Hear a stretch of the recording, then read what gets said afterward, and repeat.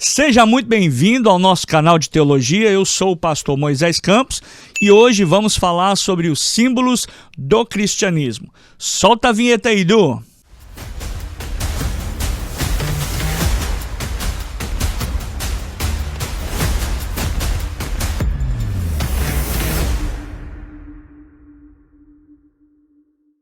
Uma das perguntas mais frequentes que recebo aqui no canal, no Instagram, nas redes sociais no geral, é: pastor, é pecado o crente usar o símbolo da cruz? Eu acho, como tantas outras perguntas que existem por aí, essa é uma das mais frequentes.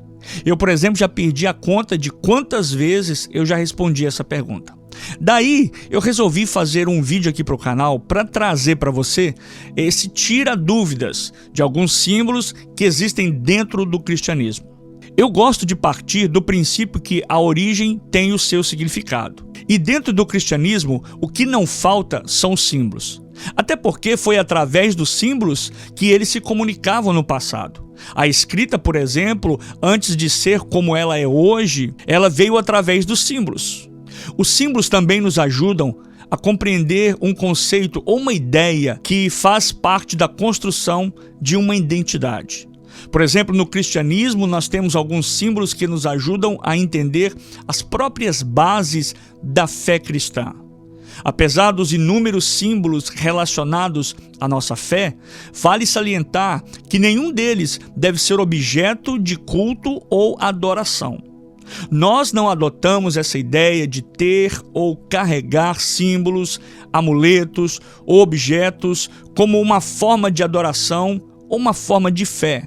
Nós não precisamos de nada visível para estimular a nossa fé.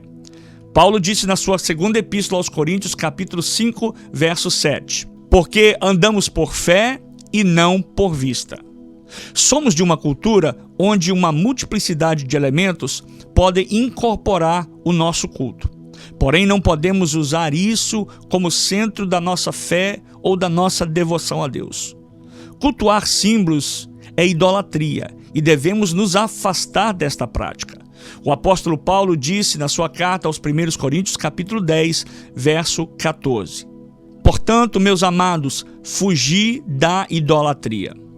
Devemos compreender a importância dos símbolos, mas sermos cautelosos, pois Deus está acima de qualquer forma de representação humana. Na antiguidade, ou seja, na história da igreja, você vê relatos dos cristãos utilizando de tais elementos para se comunicarem, para que houvesse, em alguns casos, um sinal entre eles, um símbolo entre eles que eles pudessem se identificar. O símbolo ictus, ou símbolo do peixe, foi usado pelos primeiros cristãos para identificarem como seguidores de Jesus e para expressar sua afinidade com o cristianismo. Ictus é a palavra do grego antigo para peixe. A história dos pais da igreja diz que esse símbolo foi usado pelos primeiros cristãos perseguidos como um símbolo secreto de identificação entre eles, porque poderia ser rapidamente desenhado na terra, ou na ponta de uma sandália, ou de qualquer outro objeto. E com a mesma rapidez com que eles desenhavam o símbolo, eles podiam apagar.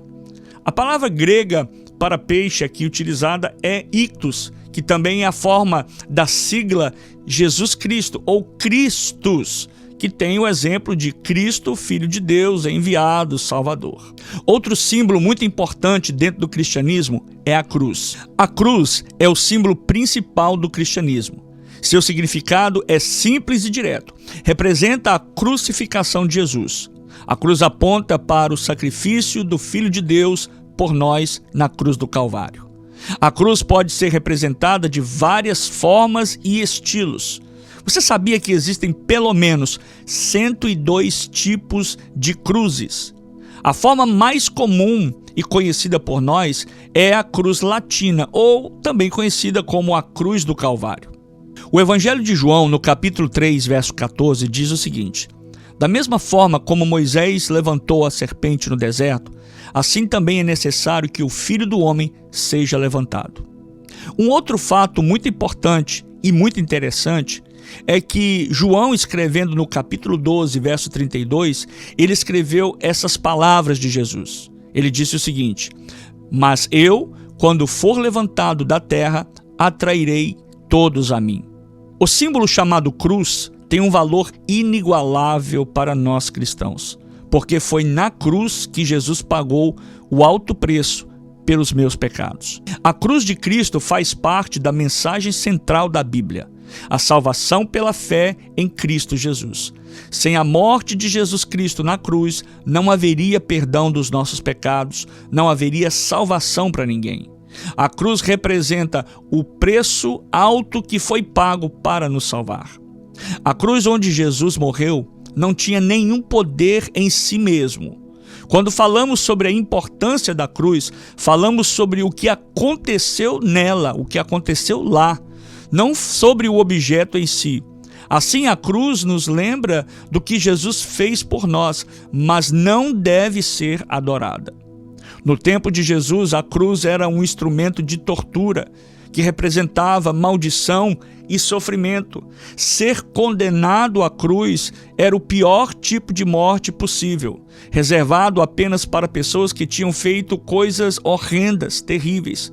A cruz não era apenas uma prática dos romanos, mas outras nações também sacrificavam, condenavam, puniam os seus malfeitores na cruz. O mais vil pecador, ele era crucificado na cruz. Lembrando que Jesus não teve pecado nenhum, mas ele subiu naquela cruz por causa dos meus pecados. Ele se fez maldito em meu lugar. Além disso, entre os judeus, ser pendurado em um madeiro ou uma árvore era um sinal de maldição. Veja o que Deuteronômio capítulo 21, verso 22 e 23 diz. Quando também em alguém houver pecado, digno do juízo de morte, e for morto, e o pendurares no madeiro, o seu cadáver não permanecerá no madeiro, mas certamente o enterrarás no mesmo dia, porquanto o pendurado é maldito de Deus. Assim não contaminarás a tua terra, que o Senhor teu Deus te dá em herança. Na cruz, a maldição do nosso pecado foi colocada sobre Jesus. Gálatas capítulo 3, verso 13. Cristo nos resgatou da maldição da lei, fazendo-se maldição por nós. Porque está escrito, maldito todo aquele que for pendurado no madeiro. Assim toda a ira de Deus contra o pecado foi derramada sobre ele. O castigo foi totalmente pago. Agora, todos que se arrependem de seus pecados e creem em Jesus Cristo como seu Senhor e seu Salvador, têm os seus pecados perdoados. A maldição foi removida. Um outro símbolo também muito importante dentro do cristianismo é a pomba. A primeira vez que vemos uma aparição de pomba na Bíblia foi em Gênesis capítulo 8, verso 10 e 11, quando Noé solta a pomba para ver se as águas do dilúvio já haviam baixado. E esperou ainda outros 7 dias e tornou a enviar a pomba fora da arca. E a pomba voltou a ele à tarde, e eis arrancada uma folha de oliveira no seu bico, e conheceu Noé que as águas tinham minguado de sobre a terra. O dilúvio, quando a chuva parou, Noé abriu a janela da arca e soltou uma pomba para procurar por terra seca. Da primeira vez, a pomba voltou sem achar lugar nenhum para pousar.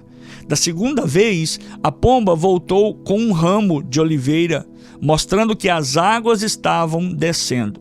Porém, da terceira vez, a pomba não voltou mais. Assim Noé soube que podia sair da arca em segurança, ele e sua família.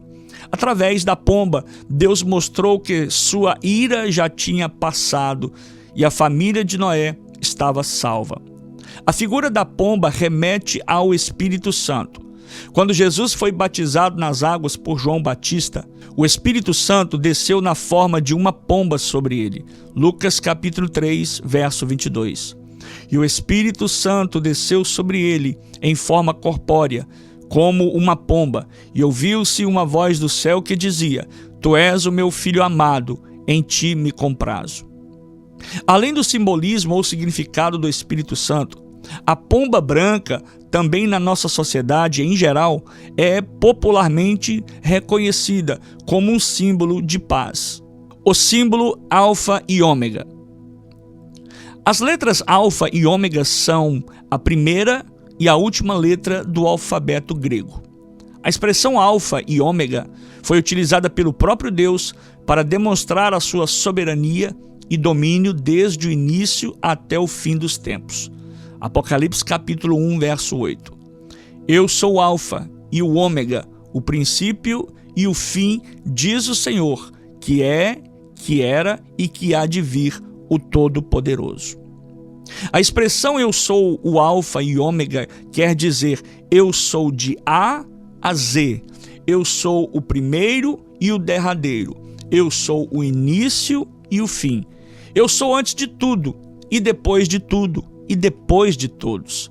É uma das formas que Deus usa para se comunicar com os homens, em dizer o quão grandioso Ele é. Pois não existiu ninguém antes dele e não existirá ninguém depois dele. Deus é eterno, Ele é o princípio, Ele é o fim. Apocalipse capítulo 22, verso 2 e 13. Ele é o início de tudo e tudo se finda nele.